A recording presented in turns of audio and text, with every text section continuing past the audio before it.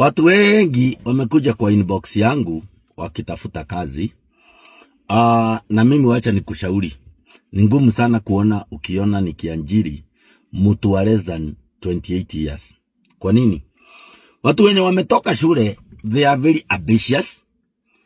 They are very inadequately informed. Na huwa wana behave kama wanajua kila kitu. Watu wa siku hizi, considering kazi yetu ni ya kuuza, na kazi ya kuuza, the law of sales says 70% of your sales success itatokana na wale watu wenye umembaketia zaidi ya mara 8.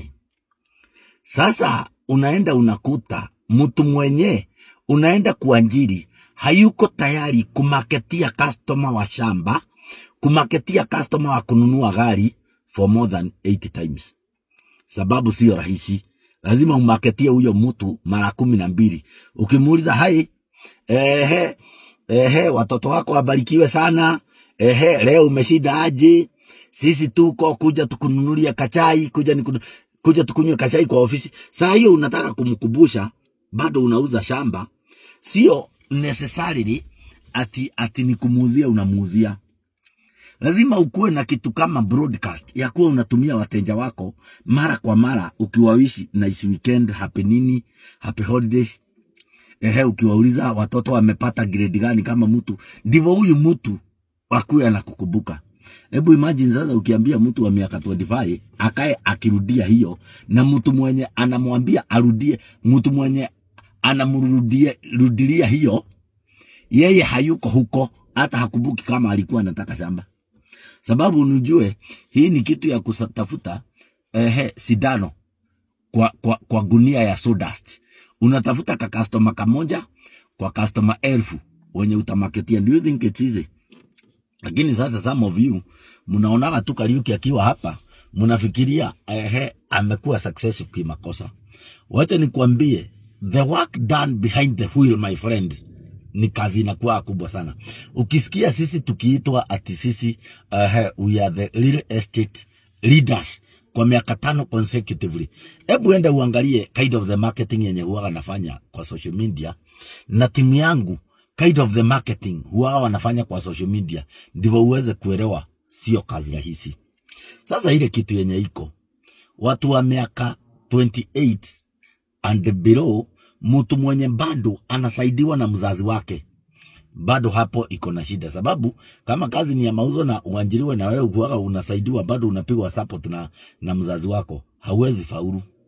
Kazi ya sales unaweza tu kufaulu kama ni wewe na Mungu. Ukiwa sasa uko kiatu ya 4, ukiwa kwa kiatu ya 4, imeisha na huna ingine ya kununua, na imeisha, that is when now you value what Kariuki is telling you.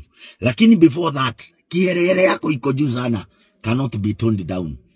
Saa hii ukiwa na miaka 28, uko na boyfriend 5 wenye wamekutupa. So nikikwambia kitu utasikiza sababu umechoka na maboyfriend.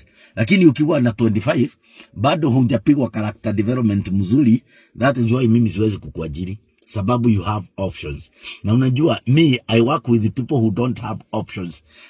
Hata Mungu does not work with the people who have options. So najua watu wengi mtakuja kunikosoa sababu hamujakuwa informed. Na wacha nikwambie kitu. Unaweza kuwa ukiwa na 25, weekend utaenda Naivasha, utaenda Mombasa na utalipiwa ndege. My friend, ni kutumiwa, utanatumiwa. Hiyo kitu kuko na wakati, hiyo kasako ya wanaume, watakusanya na wanjue vyenye mambo iko huko ndani. Sasa kutoka hapo utakuwa reject. Na ukiwa a rejected girl, kitu yenye itakusave ni zile kazi zenye zimebaki, na moja yazo ni kazi ya sales. Saa hiyo utakuja umeweka mkia katikati ya miguu, umetulia, ukiwaambia kitu yes, unasema yes. Lakini sasa ukiwa na 25, bado uko na ile idea ya na ile notion ya why shout. Huwezi sema polepole, na bado ukisema polepole nitasikia. Why shout? Uko na attitude ya know it all. That's why we don't employ less than 28 years of age.